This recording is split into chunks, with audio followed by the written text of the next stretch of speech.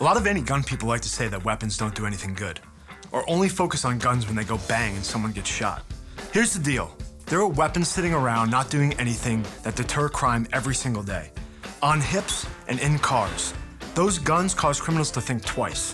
When the police, security, or citizens have guns, criminals become far more cautious, and that's a fact. Let's face it, every day there is a weapon somewhere that is protecting you whether you know it or not. You walk down a crowded street on the way to work and say to yourself, why do I need a gun? It seems safe enough to me. What you haven't considered is that there are AR-15s, shotguns, and pistols all around you that deter crime and violence every day. In squad cars, in police officers' hands, and concealed on armed citizens. The presence of weapons alone can stop crime.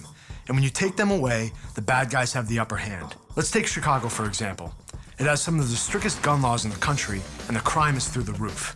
I'm not saying that Chicago's crime problem only exists because of its gun laws, but make no mistake, those laws have a serious effect on what the average law-abiding person in that city is doing to protect themselves and their family.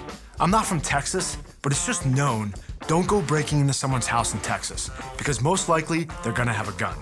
That's a culture thing, and it comes with a certain level of respect. If you take a big city in Texas like Houston and compare it to Chicago, the stats tell the story. We already know about the murder rate in Chicago, but let's talk about the robberies. The difference between a robbery and a burglary is that a robbery is a violent crime against an individual. So it makes sense that those criminals are not gonna rob a guy with a gun. And guess what? Not only are you 57% more likely to be murdered in Chicago than you are in Houston, you're 72% more likely to be robbed. 72%. And there's one clear difference between those cities. In Chicago, the criminals know you're not allowed to have a gun. A lot of good people either aren't willing or aren't capable of thinking like a criminal. They don't realize that for these guys, crime is just a job.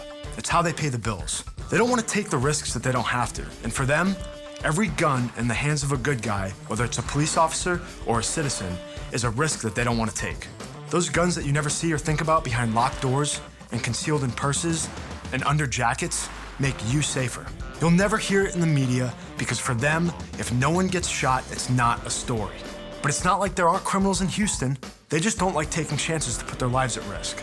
That's the power of the Second Amendment.